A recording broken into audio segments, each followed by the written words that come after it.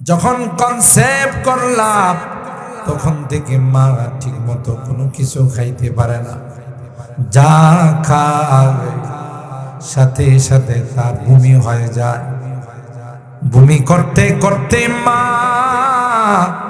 একটা পর্যায়ে কঙ্কালের মতো হয়ে গেছে, হাড্ডি আর হাড্ডি, তার শরীরের মধ্যে কিছু নাই। এ গোলাম, এটা কিন্তু অন্য কারোর জন্য নয়, তোমার জন্য। তোমাকে কনসেপ্ট করলার পর, তোমাকে পেটে ধারণ করার পর মা ঠিক মতো খাইতে পারে না। হামালাতুহু উম্মুহু কুরহা। 2 নাম্বার ধাপ, ওয়াদাআতুহু কুরহা। তোমাকে মা গর্ভধারণ করেছে 10টা মাস, 8টা মাস, কাউকে আবার 2 বছর। মা তোমাকে পেটে লালন পালন করেছে। একটা সময় তুমি ছোট ছিলা, কিন্তু না না আস্তে আস্তে যখন বড় হতে লাগলা, তখন কিন্তু মার জন্য কষ্ট হয়ে যায়। স্বাভাবিক চলাফেরা করতে পারে না, ঠিক মতো বসতে পারে না, ঠিক মতো শুইতে পারে না।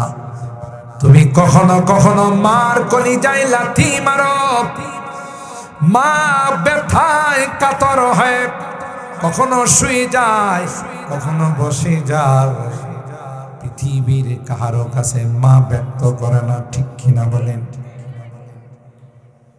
মা যখন তোমার প্রসব ব্যথা শুরু হয়ে গেল, এই ব্যথার যে কি কষ্ট দুনিয়ার কোনো মানুষ বলতে পারবে না, ঠিক কিনা বলেন? কেউ বলতে পারবে না। এটা একমাত্র মাই জানেন তার যে কি পরিমাণ ব্যথা আর কি পরিমাণ কষ্ট হয়। সেটাও মা সহ্য করে তোমাকে অনেক কষ্ট করে কলস রক্ত প্রবাহিত করে বেহুশ হয়ে তোমাকে দুনিয়ার চেহারাটা দেখাইছে। সুবহানাল্লাহ। নাহনু নাকুসু আলাইকা নাবাআহুম বিল হক ইন্নাহুম ফিতয়াতুন আমানু বিরাব্বিহিম وزدناهم هدى وربطنا على قلوبهم إذ قاموا فقالوا ربنا رب السماوات والأرض لن ندعو من دونه إلها لقد قلنا إذا شططا وقال تعالى في آية أخرى يا أيها النبي قل لأزواجك وبناتك ونساء المؤمنين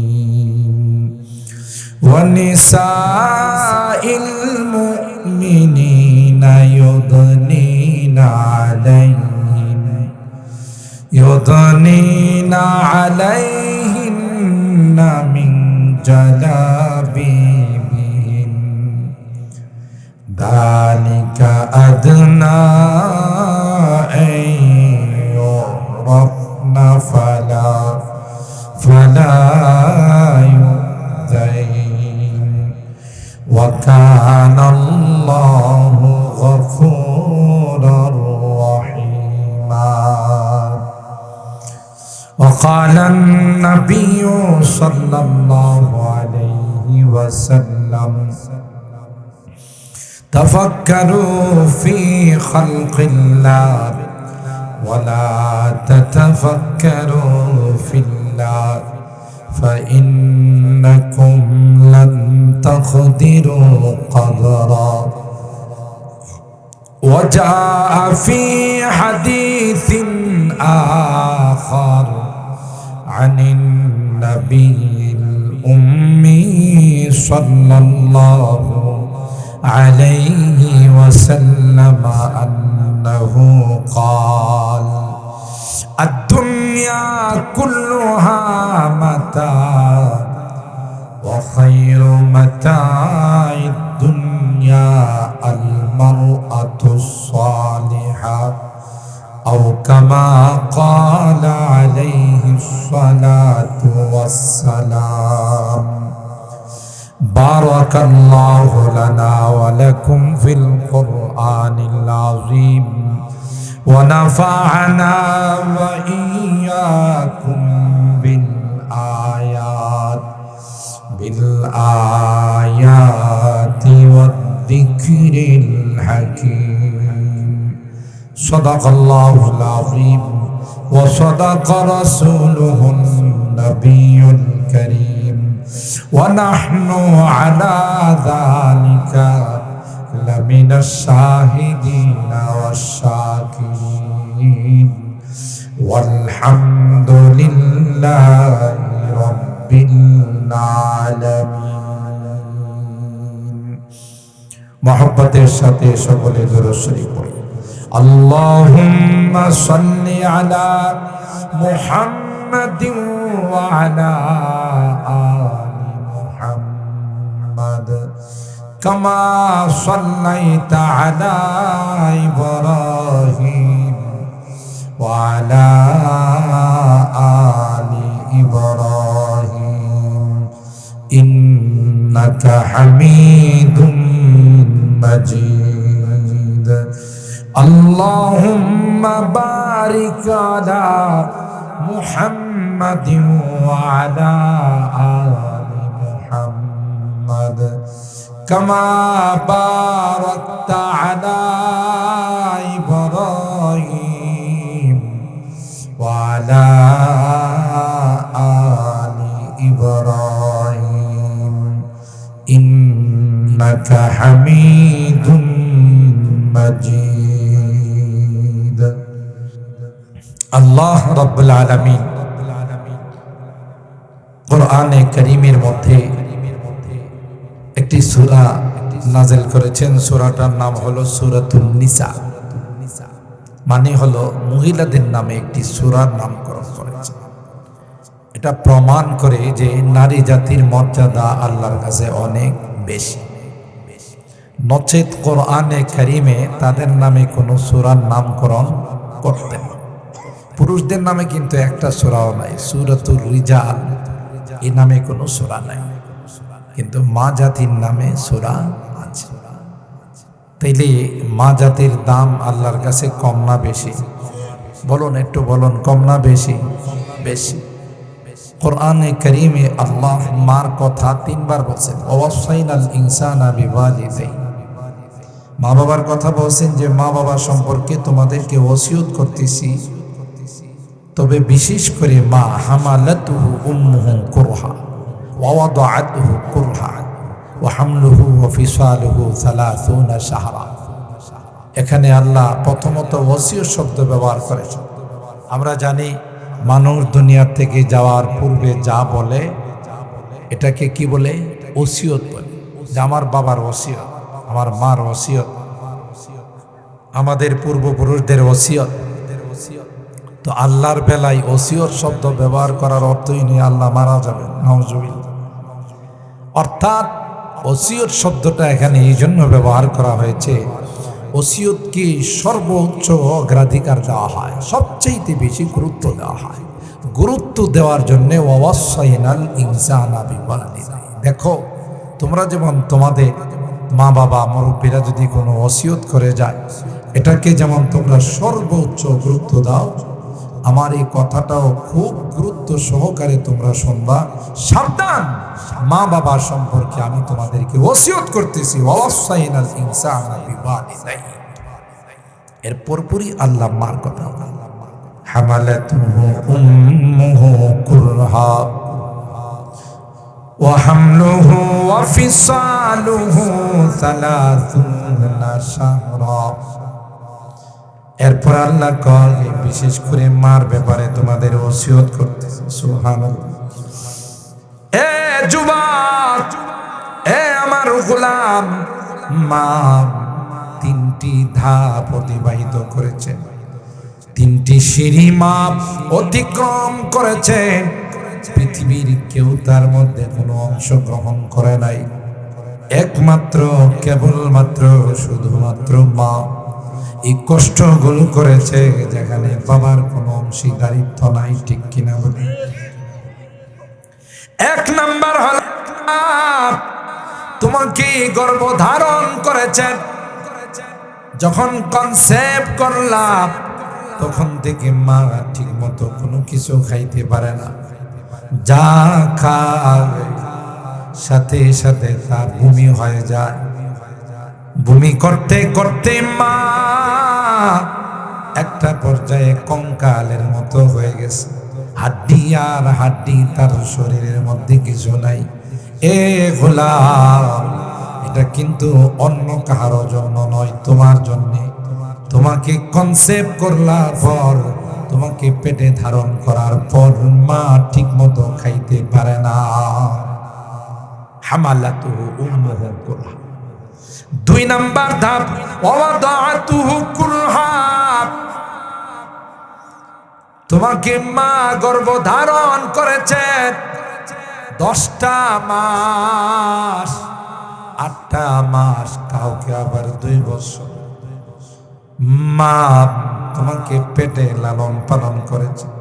একটা সময় তুমি ছোট ছিলা, কিন্তু না না আস্তে আস্তে যখন বড় হতে লাগলা, তখন কিন্তু মার জন্য কষ্ট হয়ে যায়। স্বাভাবিক চলাফেরা করতে পারে না, ঠিক মতো বসতে পারে না, ঠিক মতো শুইতে পারে না। তুমি কখনো কখনো মার কলিজায় লাথি মারো, মা ব্যথায় কাতর হয়, কখনো শুয়ে যায়, কখনো বসে যায়। পৃথিবীর কারো কাছে মা ব্যক্ত করে না। ঠিক কিনা বলেন? মা যখন তোমার প্রসব ব্যথা শুরু হয়ে গেল, এই ব্যথার যে কি কষ্ট দুনিয়ার কোনো মানুষ বলতে পারবে না। ঠিক কিনা বলেন? কেউ বলতে পারবে না।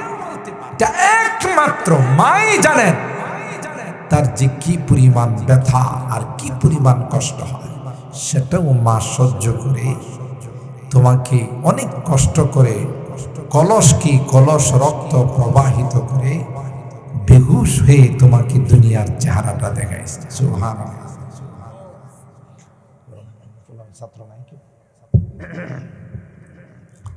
তোমাকে তোমার মা বেহুশ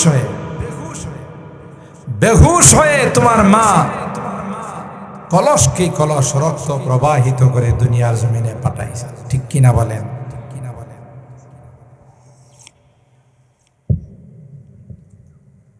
এই কষ্টটা পৃথিবীর আর কেউ করে নাই। কথাকে ঠিক বললাম? কয়টা গেল ধাপ?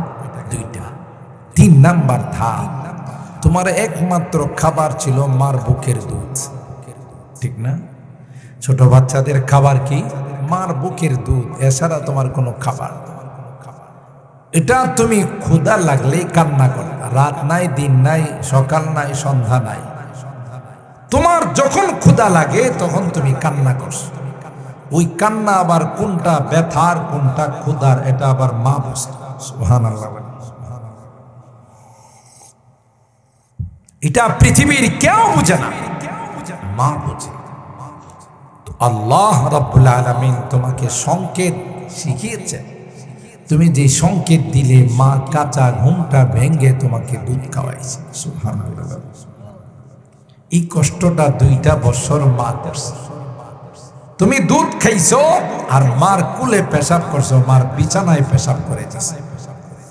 শীতের দিনে মা তোমার যেন কোনো কষ্ট না হয়, ঠান্ডা লেগে যেন নিউমোনিয়া না হয়, এই জন্য মা তোমাকে বুকের সঙ্গে জড়ায়া সারাটা রাত কাটাই দিছে। আর তোমাকে গরম জায়গাতে মার বুকে রেখে মা ভিজা জায়গাতে শুয়ে রয়েছে। এই কষ্টটাও পৃথিবীর আর কেউ করে নাই, ঠিক কিনা বলেন? কে করছে? আল্লাহর হাবিবকে জিজ্ঞাসা করা হলো, মান আহাকু বিহুসনি সাহাবাতি ইয়া রাসূলুল্লাহ। ওগো আল্লাহর পয়গম্বর, আমার সবচেয়ে সেবা পাওয়ার হকদার কে? আল্লাহর নবী বলেন, উম্মুকা, তোমার মা। দ্বিতীয়বার জিজ্ঞাসা করার পর বললেন, তোমার মা। তৃতীয়বার জিজ্ঞাসা করার পর বললেন, তোমার মা। তাহলে ওখানেও মার কথা কয়বার? জুড়ে বলেন। আমার ভাইরা, এই জন্য আল্লাহ পাক বলেন, মা সবচেয়ে দামি। মার মতো দামি পৃথিবীর মধ্যে কেউ হতে পারে না। আর যে জিনিস দামি হয়, যে জিনিস মূল্যবান হয়, এটা কখনো খোলা থাকে না, ওপেন থাকে না, ঠিক কিনা বলেন? তাই মা জাতির জন্য নামাজ যেমন ফরজ, পর্দাকেও আল্লাহ ফরজ করে দিয়েছেন, ঠিক না? পর্দার ফরজটা কি নামাজ থেকে কোনো অংশে কম? ওয়াকারনা ফি বুয়ুতিকুন্না, সূরাতুল আযাবের আয়াত নাম্বার 33। আল্লাহ বলেন, ওয়াকারনা ফি বুয়ুতিকুন্না ওয়ালা তাবাররাজনা তাবাররুজাল জাহিলিয়াতিল উলা। তোমরা ঘরে থাকো, জাহিলিয়তের যুগের মতো তোমরা বাহিরে ঘোরাফেরা করবে না। প্রয়োজনে যদি বাহিরে যাইতে হয় বিশেষ কোনো কারণে, তাহলে বোরকা পরে পর্দা মেনটেন করে যাবে, কোনো অবস্থাতেই খোলামেলা যাইতে পারবে না, ঠিক কিনা বলেন? এটা কোরআনের আয়াত। এর মাধ্যমে আল্লাহ মা জাতির জন্য পর্দাকে ফরজ করছে। আর আমি আমার অনেক বয়ানে বলে থাকি, যেই জিনিস যত দামি হয় সেই জিনিস তত বেশি প্যাকেটে থাকে, ঠিক না? তত বেশি যত্নে থাকে। স্বর্ণ, হীরা, ডায়মন্ড, এগুলো কি রাস্তাঘাটের সাইডে নিয়ে বসে থাকে, না মার্কেটের ভিতরে গ্লাসের দোকান থাকে, গ্লাস লাগানো থাকে, লকার লাগানো থাকে, তারপরেও প্যাকেটের মধ্যে থাকে? কেন? সামান্য একটু যদি চুরি হয়ে যায় অনেক লস হয়ে যাবে। কথা কি ঠিক বললাম? আর ভাঙ্গারির মাল, যেগুলো ভাঙ্গারি যারা ব্যবসা করে, এরা এই মালগুলো বিভিন্ন জায়গা থেকে নিয়ে আইসা কিসের কি দোকান, রাস্তার মোড়ে মোড়ে ফেলে দেয়। কথা কি ঠিক বললাম? রাস্তার মোড়ে মোড়ে এগুলো স্তূপ দেয়া রাখে, টাল দেয়া রাখে। শুনছেন কোনোদিন বাহাদুরপুরের ভাঙ্গারির দোকানের মধ্যে ডাকাতি হয়েছে? কোনোদিন শুনেন নাই? দেশ স্বাধীন হওয়ার পর। কারণ ডাকাতি যদি হয়, ডাকাতে এক ট্রাক মাল আনলোড করে নিয়ে যেয়ে ঢাকা বিক্রি করলো অথবা চট্টগ্রাম বিক্রি করলো, এই ট্রাকের ভাড়া আসবে 20,000, বিক্রি করলো 10,000, লাভ হইলো কয় হাজার? 10,000 টাকা লাভ হইছে না?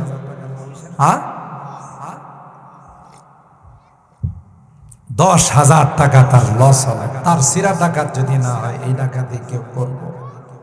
এই জন্য ভাঙ্গারির মালে কেউ ধরে না। ভাঙ্গারির মাল রাস্তার পাশে ওপেন খোলা থাকে, কুকুরে পেশাব করে, পায়খানা করে, বিড়ালে পেশাব পায়খানা। ট্রাক যখন যায় তখন ধুলাবালি দিয়ে একেবারে একাকার করে যায়। এখন যদি লকারের ভিতরের হীরা, মুক্তা, মণি, ডায়মন্ড, স্বর্ণ, এগুলো যদি আন্দোলন করে, থাকবো না খুব বদ্ধ করে দেখবো আবার জগৎটুকে। মালিকে কত বড় জালেম, আমাদেরকে লকারের ভিতরে ঢুকাই রাখছে, গ্লাসের ভিতরে ঢুকাই রাখছে। আমরা আলো বাতাস কিছু পাই না, আকাশ টাকাশ কিছু দেখি না। না, আমরা গ্লাসের ভিতরে থাকবো না, আমরা লকারের ভিতরে থাকবো না, আমরা দেখবো এবার জগৎটুকে, জগৎটাকে ঘুরে দেখবো। যেমন ভাঙ্গারির মাল আকাশ দেখে মুক্ত হাওয়া খায়। শুধু কি মুক্ত হাওয়া খায় না, পেশাব পায়খানাও খায়। ধুলাবালি তাদের গায়ে পড়ে না? পড়ে না। কিন্তু কোনো একটা স্বর্ণের দানার মধ্যে, স্বর্ণের মালের মধ্যে, হীরার মালের মধ্যে কোনোদিন কোনো ধুলাবালির কণা পড়ে? বলেন, কোনো কুকুর বিড়ালে পেশাব করার সুযোগ পায় না? কেন? দামি জিনিস, এটা লকারের ভিতরে, প্যাকেটের ভিতরে, এটার গায়ে কোনোদিন ধুলাবালি লাগে না। কথা বলেন ঠিক কিনা? এ মা,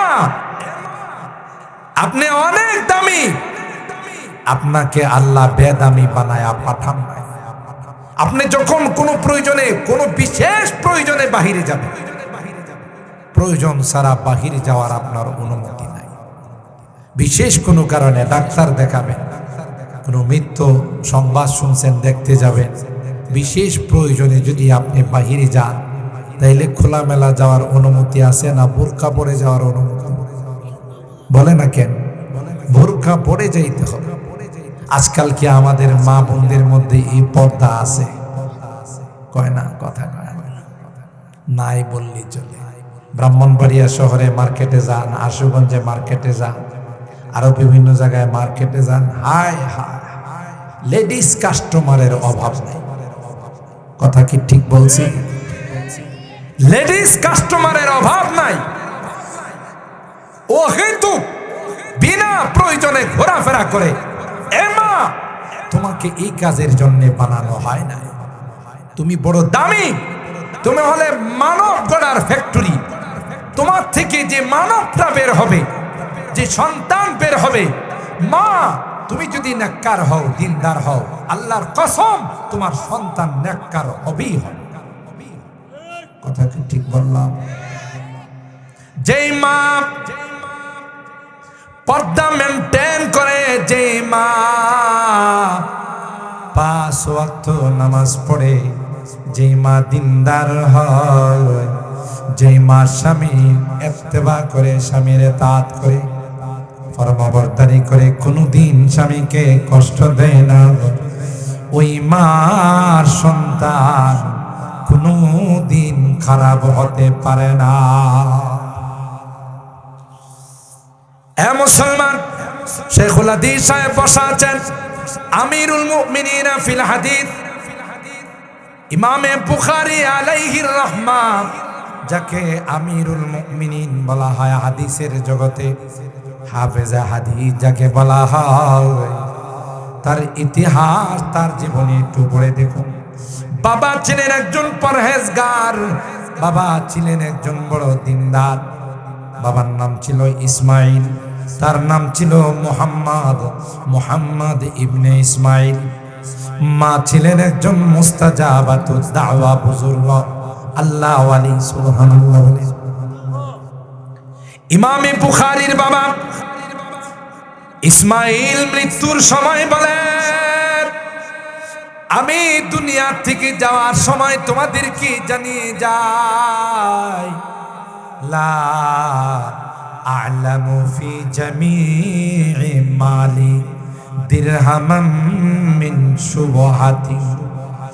আমার গোটা জীবনে হারাম তো দূরের কথা, মাকরু তো দূরের কথা, না জায়েজ তো দূরের কথা, আমার জীবনে কোনো টাকার মধ্যে সন্দেহ হয়েছে, একটা পয়সার মধ্যে সন্দেহ হয়েছে হালাল না হারাম, ওই টাকাটা কোনোদিন পকেটের মধ্যে ঢুকাই নাই।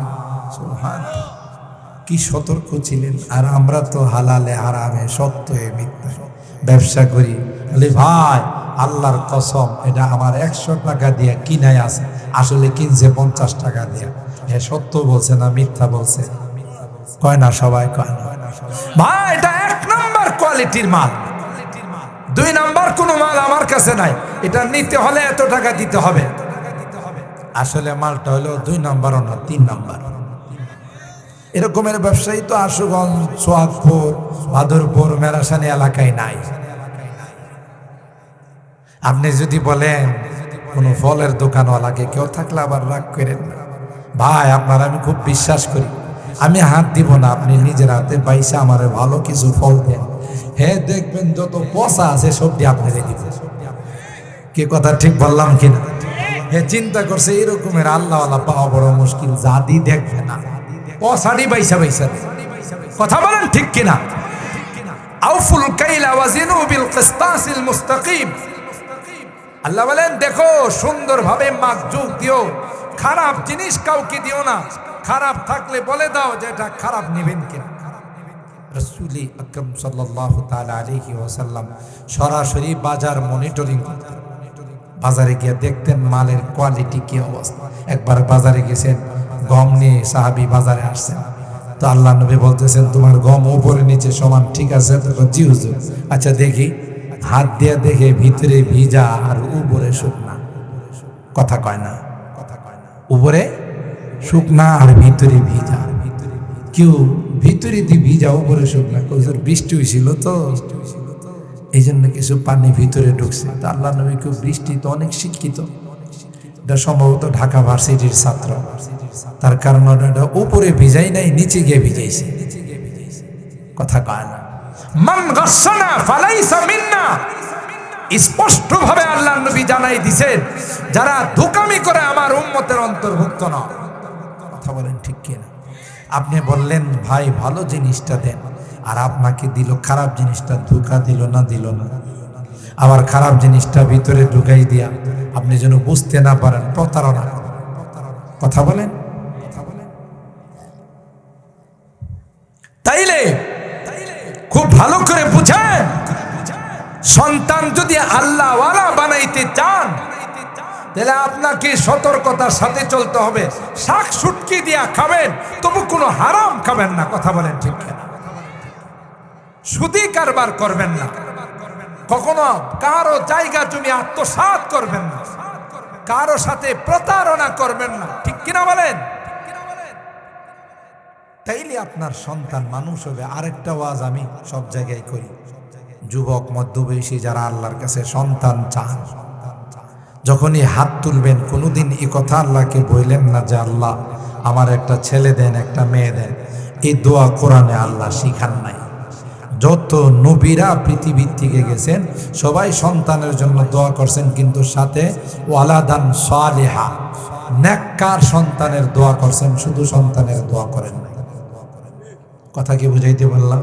শুধু সন্তানের যদি দোয়া করেন এটা এরশাদ শিকদারও হতে পারে, কালা জাহাঙ্গীর, টুকাই সুমন, আটকাটা মাসুদ, ঐশী। কথা কয় না? আর বিগত সময়ে যারা দুর্নীতিবাজ গেছে এদের মতো হতে পারে। কথা কয় না? বিগত সময়ে যারা মোবারকুল্লাহ, সাজেদ কই, এই জাতীয় বেয়াদবি শব্দ উচ্চারণ করছে, এদের মতো কুলাঙ্গা সন্তান হবে। কথা বলেন ঠিক কিনা? ভালো সন্তান হবে না। আপনি আল্লাহর কাছে দোয়া করতে হবে, আল্লাহ নেককার সন্তান দিন। কোরআনে কারীম শুরু থেকে নিয়ে শেষ পর্যন্ত তিলাওয়াত করুন। কোন নবীরা শুধু সন্তানের জন্য দোয়া করেন নাই, নেককার সন্তানের জন্য দোয়া করছেন। লা ইন আতাইতানা ওয়ালাদান সালিহা, আদম আর হাওয়া আল্লাহর কাছে দোয়া করেন, যদি আল্লাহ আমাদেরকে একটা নেককার সন্তান দান করেন। ইব্রাহিম খলিলুল্লাহ আল্লাহর কাছে সন্তান চাইছেন, রব্বি হাবলি মিনাস সালিহিন, নেককার সন্তান দিন। জাকারিয়া আলাইহিস সালাম আল্লাহর কাছে সন্তান চাইছেন, রব্বি হাবলি মিন লাদুনকা যুররিয়াতান তাইয়্যিবা, আল্লাহ পবিত্র সন্তান দিন। সুবহানাল্লাহ বলেন। আর আল্লাহ শিখাইছেন, রব্বানা হাবলানা মিন আজওয়াজিনা ওয়া যুররিয়াতিনা কুররাতা আয়ুন ওয়াজআলনা লিল মুত্তাকিনা ইমামা। আল্লাহ বলেন, গোলাম আমার কাছে দোয়া করো, আমার কাছে চাও, রব্বানা হাবলানা মিন আজওয়াজিনা ওয়া যুররিয়াতিনা কুররাতা আয়ুন। এ মালিক আমাকে একটা নেককার স্ত্রী দিও, নেককার আল্লাহ আমার জীবন সঙ্গিনী দিও। আর তার থেকে যে সন্তান হবে আল্লাহ ওই সন্তানগুলো যেন আমার চোখের শীতল হয়, কলিজার টুকরা হয়, এরকম দিনদার সন্তান আমাকে দিও। হাবলানা মিন আজওয়াজিনা ওয়া যুররিয়াতিনা কুররাতা আয়ুন ওয়াজআলনা লিল মুত্তাকিনা ইমামা। আল্লাহ এইরকম এই জাতীয় সন্তান দিল। তাহলে নবীরা আমাদেরকে শিখাইছেন শুধু সন্তান চাওয়া যাবে না, কি চাইতে হবে? নেককার দিনদার সন্তান চাইতে হবে। কথা বলেন ঠিক কিনা? শুধু সন্তান চাইলে ওই সন্তান বদকার, ডাকাত, চোর, সুদখোর, ঘুষখোর, জেনাখোর, মদখোর, যত খুর আছে এগুলো হতে পারে। কথা বলেন ঠিক কিনা? হযরত আনসারী রাহিমাহুল্লাহ ওয়াজের জগতে একজন উজ্জ্বল নক্ষত্র ছিলেন। গোটা বিশ্ব যাকে চিনল, বিশ্ব চিনত, বিশ্ব নন্দিত মুফাসসিরে কোরআন। তিনি ওয়াজের মধ্যে একটা কথা বলতেন, তার সাথে আমি আবার পরে দুইটা অ্যাড করছি, যে সারা জীবন আমরা বলছি যে সোনার বাংলাদেশ, সোনার বাংলাদেশ, সোনার বাংলাদেশ। সোনার বাংলাদেশ হবে যদি সোনার মানুষ, মানুষ সব ডাকাতি করবে, চুরি করবে, রাস্তার মধ্যে রোডের পরিবর্তে বাঁশ দিবে। কথা বলেন ঠিক কিনা? শুধু কি রাস্তারে বাঁশ দে না জনগণেরও বাঁশ দে? কথা কয় না। এই যে সামনে নির্বাচন আসতেছে, আমাদের এক একটা ভোট যে কয়জনের কাছে বিক্রি করব আল্লাহ ছাড়া কেউ জানে না। যদিও আপনারা এই বাহাদুরপুরের মানুষ, মেরাসানি এলাকার মানুষ ভালো, অন্য এলাকার মানুষের কথা বলতেন, যে আসে তার কাছেই নিজের ভোটটা বিক্রি করে, বিনিময় হইল পাতলা মাল। আসে না, পাতলা মালের বিনিময়ে ভোট বিক্রি করে। একজন এসে দিয়ে গেছে সবুজ কালারের 2টা, আপনি টেনশন করেন না, আমার ভোটটা আপনাই। পরের বার আসছে আরেকজন সুরমা কালারের নোট নিয়ে। সুরমা কালারের নোটের মূল্য কম না বেশি? বুঝছেন তো সুরমা কালার কত? 1000। 1000-এর 2 নোট দিছে। এখন কয় যে আমার ভোটটা তো দিবই, আমার বাপ এবং মা মারা গেছে, এই 2 দিব। কথা কয় না। আরেকজন দিছে 5টা সুরমা কালারের নোট। পরে 1 কিলোমিটার আগাই দিয়ে আসে আর কয় শুনেন, আমার ঘর গোষ্ঠী ব্রাদারের দায়িত্ব আমি নিলাম, আপনি টেনশন করেন। তাহলে একটা ভোট কয়জনের কাছে বিক্রি করে? এই এতগুলো টাকা দিয়া বেড়ারা ভোট কিনে, পরবর্তীতে কি এই টাকাগুলো এর পকেট থেকে দিবে না আপনার আমার অংশের থেকে নিবে? আর নে যে এরাও যে না জায়েজ করে নে তা না, এরাও কিন্তু পোস্টারের মধ্যে নিচে লিখে দেয় যে আপনার মূল্যবান ভোটখানা দিয়া আমাকে জনসেবার সুযোগ দিন। দেখেন এ কথা লেখা থাকে কিনা? আপনার মূল্যবান ভোটখানা অমুক মার্কাই দিয়ে জনসেবার সুযোগ দিন। বাংলা ডিকশনারি অনুযায়ী সেবার একটা অর্থ হলো খাওয়া। কথা কয় না। হিন্দুরা এটা ব্যবহার করে। আপনি বসেন, আমি একটু সেবা করে আসি, তার মানে খায় আসি। তাহলে তো হে আগে আপনার পোস্টার দিয়ে কয়ে বলাইছে আপনাদের নামে যত বরাদ্দ আসে সবগুলো আমার খাওয়ার সুযোগ দিন। কথা কি আমি খারাপ বলতেছি? তো হে আগেই তো আপনার কাছ থেকে ফতোয়া নিছে, যত বরাদ্দ আপনাদের নামে আসবে সবগুলো আমাকে খাওয়ার সুযোগ দিন। এখন যা আসবে এটি দিয়ে যে রাস্তা করব মনে করেন, ওটার মধ্যে মাল মেটেরিয়ালস কিছু দিব, যেদিন করব আগের দিনই রাস্তা ভেঙে যাবে। আর ব্রিজ করতে গেলে তো রড দিব কোত্থেকে, এত টাকা পাবে কো? এই জন্য 1 কামে 2 কাম, বাঁশ দে, ব্রিজেরও বাঁশ দে, জনগণকেও কিনে। কি কথা খারাপ লাগতেছে? কথা বলেন ঠিক কিনা? ইন্নাল্লাহা ইয়া'মুরুকুম আন তু'আদ্দুল আমানাতি ইলা আহলিহা, সূরা নিসার আয়াত। আল্লাহ বলেন দেখো ভোট একটা আমানত, এই আমানত যোগ্য পাত্রে, সঠিক পাত্রে, যাদের দ্বারা দ্বীন ইসলাম, দেশ জাতির খেদমত হবে, এদের পাত্রের মধ্যে এই আমানত তুমি প্রয়োগ করো। হে যত ভালো কাজ করবে তুমিও তার একটা অংশ পাবে। আর এই ভোট যদি খাইটা যা তাদেরকে যাও, বুঝেন না? বিগত দিন আমরা সংসদে দেখছি আর বাংলাদেশে মানুষ পাইছে না, বাউল শিল্পী রাস্তায় গান টান কয়ে বেড়াইছে, এটারে সংসদে ঢুকেছে, সংসদে গিয়ে ওকে খাইটা যা। কথা কয় না। একটা পর্যায়ে বিদ্যুতের অভাব দূর করার জন্য বিদ্যুৎ ফ্রি করে বিক্রি করছে। বিদ্যুৎ লাগবে, যখন মানুষের বিদ্যুতের লোডশেডিং হয়, হের বাড়ি যায় ঘেরাও করছে, হের আর খুঁজে পাওয়া যায়। কথা বলেন ঠিক কিনা? এই সমস্ত বেশ্যাদেরকে দিয়া সংসদটাকে নাপাক করা হয়েছে। কথা বলেন ঠিক কিনা?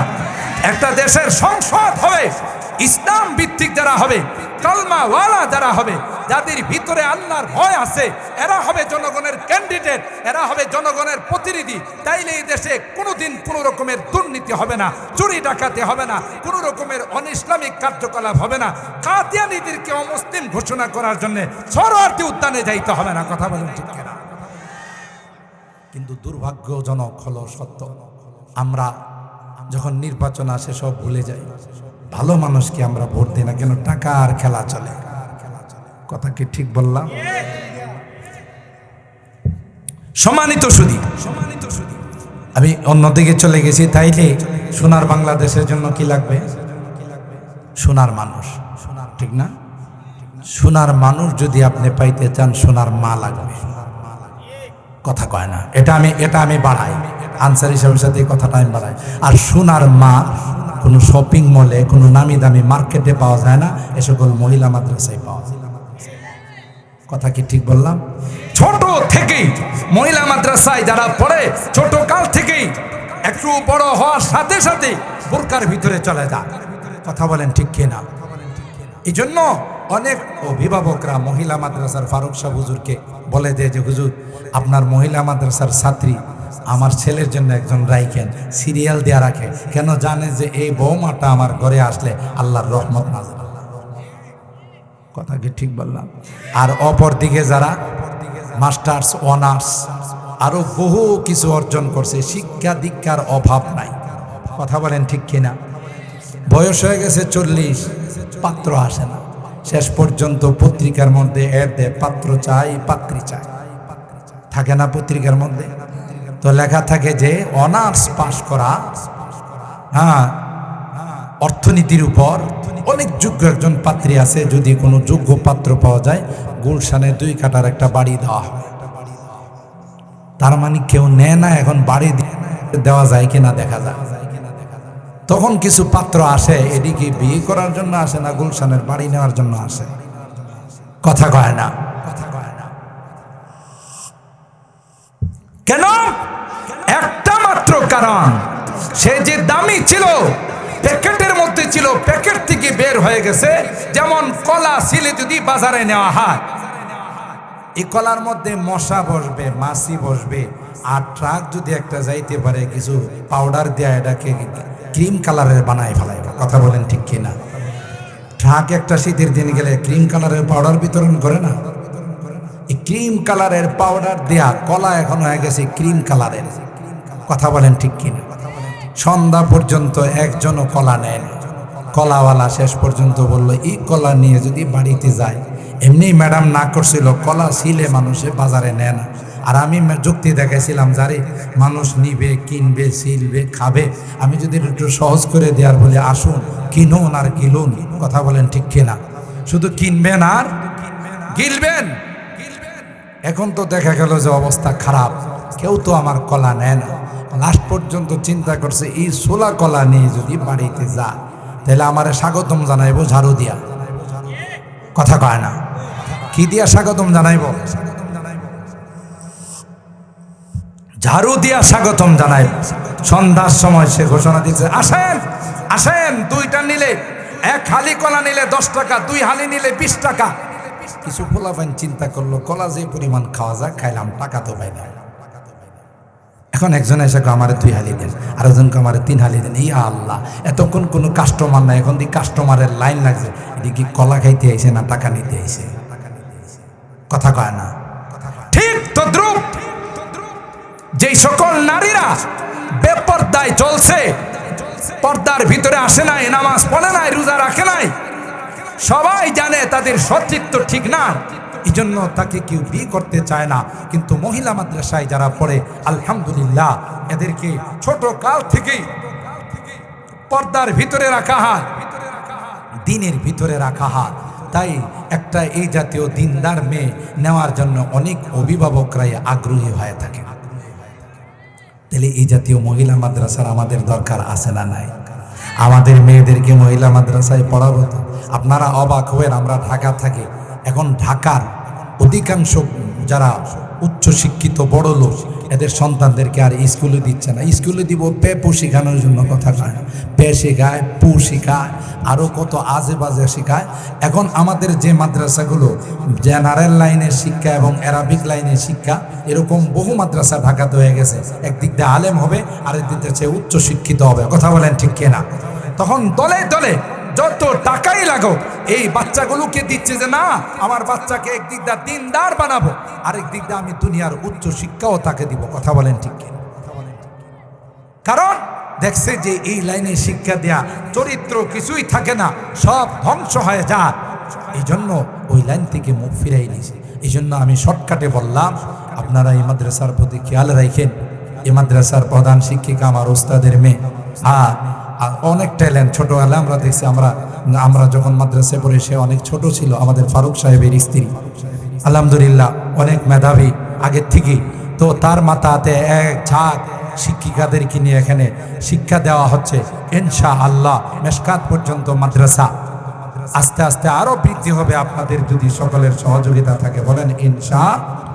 সম্মানিত সুধী, শেষ 10 মিনিটের মধ্যে আমি যুবকদের উদ্দেশ্যে কিছু কথা বলতে চাই।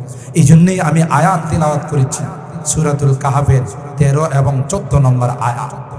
আল্লাহ বলেন, ও নবী, নাহনু নাকুসু আলাইকা নাবাআহুম বিল হক। আমি কিছু যুবকদের ঘটনা আপনাকে শোনাই। সুবহানাল্লাহ। এ যুবকরা ভালো করে শোনো, আল্লাহ যেই যুবকদের ঘটনা শোনান নবীকে, এই যুবকদের মর্তবা আল্লাহর কাছে কম না বেশি? কথা কয় না। এই যুবকরা কি আমাদের মতো কানে তাবিজ লাগায় গান শুনছে? যদিও মেরাসানির যুবকরা কানে তাবিজ লাগায় গান শুনে না, ঢাকার যুবকরা তাবিজ ছাড়া নাই বললেই চলে। তাবিজ বুঝেন তো, ইয়ারফোন লাগাই 2 কানে, আর গানের এত পাগল। আরে বাপরে, রাস্তায় হাঁটে, পেশাবে যায়, পায়খানা যায়, ঘুমায়, গান ছাড়া এর মজাই লাগে না। এরকম যুবক তো এই এলাকাতে নাই, ঢাকাতে শুধু। হ্যাঁ, কমবাখ্ত বদনসিব, তুই যে গান শুনতে শুনতে ঘুমাইলি, ওই ঘুমের মধ্যে তো তোর রূহ আল্লাহর কাছে চলে যাইতে পারে। কথা বলেন ঠিক কিনা? এরকমের ঘটনা মধ্যে মেরাসানিতে ঘটে নাই, ভাদুরপুরে ঘটে নাই যে ঘুমাইছে ভালো মানুষ আর সজাগ হয় না। কথা কয় না। আল্লাহু ইয়াতাওয়াফাল আনফুসা হিনা মাউতিহা ওয়াল্লাতী লাম তামুত ফী মানামিহা ফায়ুমসিকুল্লাতী কাদা আলাইহাল মাউতা ওয়া ইউরসিলুল উখরা ইলা আজালিম মুসাম্মা ইন্না ফী যালিকা লাআয়াতিল লিকওমিন ইয়াতাফাক্কারুন। আল্লাহ ডাক দেয়া কই, যুবক তুই কোন সাহসে কানের মধ্যে ইয়ারফোন লাগাইয়া গান শুনতে শুনতে ঘুমাইলে? ওই ঘুমন্ত অবস্থায় যদি তোর মৃত্যু হয়ে যায়, তাইলে সুজা তোর ঠিকানা জান্নাত। হ্যাঁ, তাহলে আমি ভুল করে বলেছি। এই জন্য আল্লাহ নবী বলেন, রে যুবক, যখন তুমি ঘুমাইবা সুন্নতি তরিকায় ঘুমাইও, আর ছোট্ট একখানা দোয়া পড়ে ঘুমাইও, আল্লাহুম্মা বিইসমিকা আমুতু ওয়া আহইয়া। ঘুমের সময় যদি তুমি দোয়া পড়ো, হে আল্লাহ, তোমার নামে আমি মৃত্যুবরণ করতেছি। আবার যদি সজাগ হয়, আমার দেহের মধ্যে রোটা যদি ফেরত আসে গো, তাইলে তোমার নামে আমি সজাগ হব। সুবহানাল্লাহ। যে ব্যক্তিটা নিজেকে আল্লাহর কাছে সুপুর্দ করে দেয়, আল্লাহর কাছে সঁপে দেয়, আল্লাহর নবী কয়, এই সুন্নত তরিকায় যদি তুমি ঘুমাইতে পারো, দোয়া পড়ে যদি তুমি ঘুমাও, হাদিসের মধ্যে আসে আল্লাহর হাবিব কয়, মুত্তা আলাল ফিতরা, তাইলে তুমি ইসলামের উপর তোমার মৃত্যুবরণ হলো, তোমার গায়ে লেখা হয়ে যাবে মেড ইন জান্নাত। আর জোরে কোন সুবহানাল্লাহ। কি লেখা হবে? মেড ইন জান্নাত। কেন? সুন্নত তরিকায় তুমি ঘুমাইছো। হাইরে মুসলমান, ঘুমের সময় ছোট্ট একটা দোয়া আমরা পড়তে পারি না। আর এখন তো এমন জামানা আছে, ছোট কালে যে বাচ্চারা মক্তবে গিয়ে দোয়াগুলো শিখতো, এই লাইনও বন্ধ করে দিছে। এখন মক্তবের পরিবর্তে কেজি হইলা গেছে। কি ঠিক বললাম? বাচ্চা হইলো ওজন 1 কেজি, বই দে তার পিঠে 1 কেজি, তাহলে 1 কেজি বই দিয়ে আর 1 কেজিতে পাঠায়। হ্যাঁ, কি শিখবো? হ্যাঁ তো শিখবো তারা হাট্টিমা টিম টিম, তারা মাঠে পারে ডিম, তাদের মাথায় খাড়া 2টো শিং, তারা হাট্টিমা টিম টিম। যে বাচ্চাগুলো একটু ট্যালেন্ট হয়, এই বাচ্চাগুলোরও দেখা যায় একটু কথা বলতে শিখলে, মা মা, এই যে বইয়ের মধ্যে লেখা আছে যে হাট্টিমা টিম টিম, তারা মাঠে পারে ডিম, তাদের মাথায় খাড়া 2টো শিং। আমাদের গরুর মাথায় তো 2টা শিং আছে, কোনোদিন তো আন্ডা পারতে দেখলাম না। কথা কয় না। তাহলে একটা গাঞ্জা করে মিথ্যা কথা হইল না? কথা কয় না। খাড়া 2টো শিং থাকলেই যদি ডিম পারে, তো আমাকে গরুটা ডিম দেয় না কেন? ছাগলটা ডিম দেয় না কেন?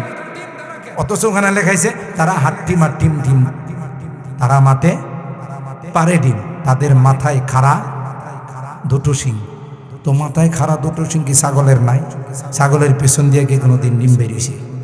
হ্যাঁ, আর যার পিছন দিয়ে ডিম বাইরে এর মাথায় গিয়ে শিং আছে। আপনাদের এলাকায় হাঁস মুরগির এগুলো শিং তো একটা 1 হাত করে লম্বা। কতগুলো আজগুবি কথাবার্তা শিখায়। কথা বলেন ঠিক কিনা? মুসলমান এই জন্যে এই সমস্ত জিনিসগুলো মুসলমানদের বাচ্চাদেরকে মক্তবে শেখানো হতো পরিকল্পিতভাবে। কিন্ডারগার্টেন খুলে, নার্সারি খুলে, কেজি খুলে আমার মুসলমানদের সন্তানদেরকে দ্বীন আর ইসলাম থেকে মাহরুম করা হচ্ছে।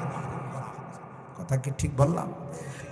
আপনার সন্তানকে আপনি FCPS FRCS করা ডাক্তার বানান, যে ডাক্তার আক্তার সাহেব আছেন এখানে, অনেক দিনদার ডাক্তার আছেন, ইঞ্জিনিয়ার বানান, লয়ার বানান, ব্যারিস্টার বানান, দার্শনিক বানান, वैज्ञानिक बना। इस्लाम निषेध करना तुम शौक से कॉलेज में पढ़ो, पार्क में झूलो, जायज़ है गुब्बारों में उड़ो, चरख में झूलो, जायज़ है गुब्बारों में उड़ो, चरख में झूलो। बस एक सुखन बंदा आजिज़ के सुनो, अल्लाह व नबी अपनी हकीकत को ना भूलो। सुभान अल्लाह। কত দামি কথা ডক্টর ইকবাল বলছেন। আরে তুমি যাও না, কেমব্রিজ বিশ্ববিদ্যালয়ে যাও, অক্সফোর্ড বিশ্ববিদ্যালয়ে যাও, হার্ভার্ড বিশ্ববিদ্যালয়ে যাও, ঢাকা ভার্সিটিতে যাও, চট্টগ্রাম ভার্সিটিতে যাও, রাজশাহী ভার্সিটিতে যাও, যেখানে যাও সেখান থেকে তুমি বিদ্যা অর্জন করো, নিষেধ নাই। কিন্তু আগে তো তুমি মুসলমান হবে, আগে তো তোমার সন্তানকে মুসলমান বানায়, ইমানদার বানায়। আর যদি তা না করেন, মাগরিবের পরে মাওলানা আলোচনার মধ্যে বলেছেন সূরাতুল আযাবের আয়াত, ওই সন্তান আপনার আমার নামে আল্লাহর আদালতে মামলা টুকে দিবে। আল্লাহ আমার অভিভাবকরা আমাদেরকে কোরআন শিখায় নাই, আমাদেরকে দ্বীন শিখায় নাই, ইসলাম শিখায় নাই, যে কারণে আজকে আমরা গুনাহগার হয়ে, নাফরমান হয়ে, লাইনচ্যুত হয়ে, পথভ্রষ্ট হয়ে আজকে জাহান্নামে আসছি। ঠিক আছে, কপালে ছিল জাহান্নামে যাইতে হবে, আমার যা শাস্তি হবে আমার মা বাবার তার ডাবল শাস্তি দিত। কথা বলেন ঠিক কিনা? কখন কি উপায়টা হবে বলে? আল্লাহর আদালতে গেলে কি সুরমা কালারের বান্ডিল বিনিময় করলে মনে হয় একটু হালকা হয়ে যাবে। সবুজ কালারের দিলে তো অবশ্যই আল্লাহ বলবে তোর বিষয়টা একটু আলাদাভাবে দেখবো। কথা বলে ওয়ানাদাউল মাওয়াজিনাল কিসতা লিয়াউমিল কিয়ামা ফালা তুজলামু নাফসুন শাইআ। দুইটা পশুর মধ্যে আল্লাহ ইনসাফ কায়েম করবেন, তাহলে মানব জাতির মধ্যে কি আল্লাহ ইনসাফ কায়েম করবেন? আদালত, ইনসাফের আদালত কায়েম। তখন আমার আপনার কি উপায় হবে বলেন?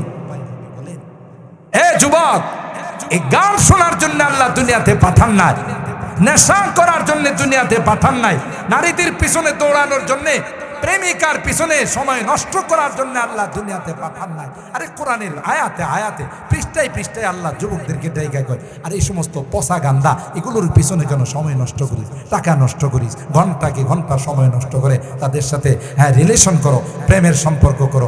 আল্লাহ কই, যেই সুন্দর প্রেমিকার গার্লফ্রেন্ড তোমাদের জন্য আমি জান্নাতে রাখছি, এটির সামনে তো এটি কিচ্ছুই না। সুবহানাল্লাহ। হুরুন আইন কামসারি লুলুইল মাকনুন জাযাআম বিমা কানু ইয়ামালুন। আল্লাহ লোক দেখাইছে, দুনিয়ার এই সমস্ত সম্পর্ক বর্জন কর, তওবা কর, আমি আল্লাহ তোকে হুর আর গিলমান দিয়ে স্বাগতম জানাবো। আর কিসের তুই হিন্দি গান শুনি? আমি আল্লাহ মাহফিল করে এমন সুন্দর আওয়াজ তোকে শোনাবো। হায় হায়, দাউদ নবী আয়েশা সরাসরি তিলাওয়াত করবে, যেই নবীর কণ্ঠ শুনলে মাছগুলো নদীর মধ্যে লাফাইতে থাকে, পাখিগুলো আকাশের মধ্যে পাখা নাড়াইতে থাকে, জঙ্গলের পশুগুলো জমা হয়ে মাথা নাড়াইতে থাকে। সুবহানাল্লাহ। ফাম্মাল্লাযীনা আমানু ওয়া আমিলুস সালিহাত ফাহুম ফি রাউদাতি ইউহবারুন।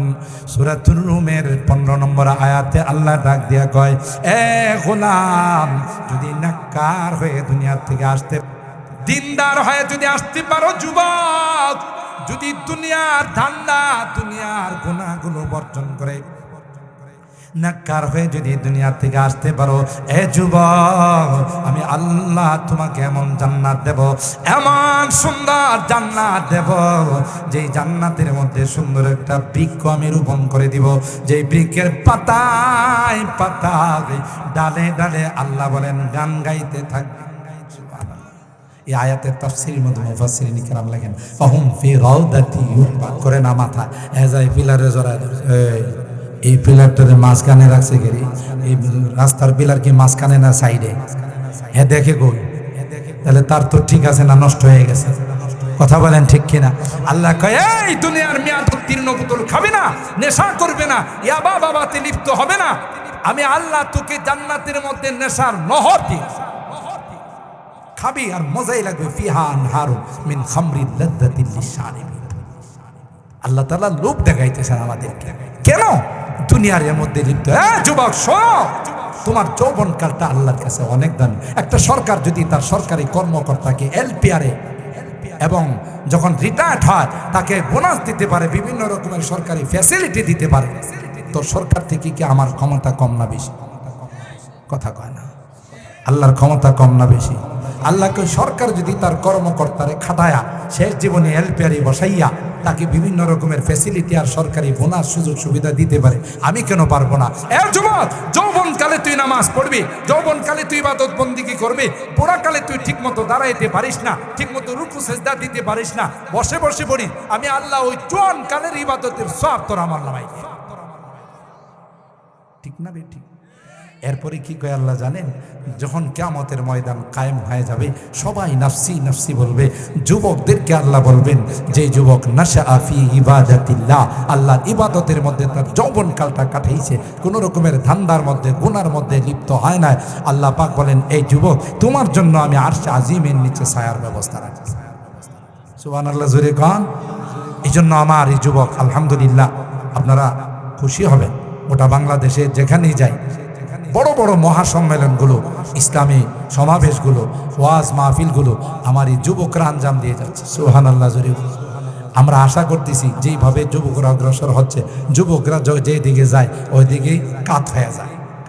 কথা কয় না। স্কুলের কিছু পোলাপাইন জনগণের দোয়া নিয়া এরা রাস্তায় বাইর হইছে, 16 বছরের ক্ষমতা 16 সেকেন্ডে শেষ। কথা কয় না। জোরে বলেন। রাগ করেন না। কোনো দল করলে অহমিকা, দাম্ভিকতা আর জুলুম আল্লাহ পছন্দ করে না, যেই করুক। কথা বলেন ঠিক কেনা? আলেমুল আমাদেরকে নিয়ে আয়না ঘরে ঢুকায় যে অকথ্য নির্যাতন করছে, আলেমুল আমাদেরকে যে কষ্ট দিছে, এই বদুয়াগুলো মনে হয় আল্লাহর আরশ পর্যন্ত যায় নাই। যে সকল মার কুল খালি করা হয়েছে, ওই মার বদুয়াগুলো বোধহয় আল্লাহর আরশ পর্যন্ত যায় না।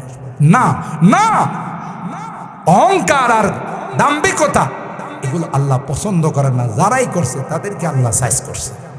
কথা বলেন ঠিক কিনা? তো যুবকরা কি না পারে, যুবকরা আমাদেরকে দেখাই দিছে। আমরা যেদিকে যাব সেদিকে আমরা আশা করি আগামী দিনে যুবকরা এই বাংলাদেশকে ইসলামী দেশে পরিণত করবে। কথা বলেন ঠিক কিনা? আমরা বহু তন্ত্র মন্ত্র দেখেছি, এখন আর কোনো তন্ত্র মন্ত্র দেখতে চাই না, এখন কোরআনী শাসন আমরা চাই। কথা বলেন। আল্লাহ রাব্বুল আলামিন আমার এই এলাকার যুবকদেরকে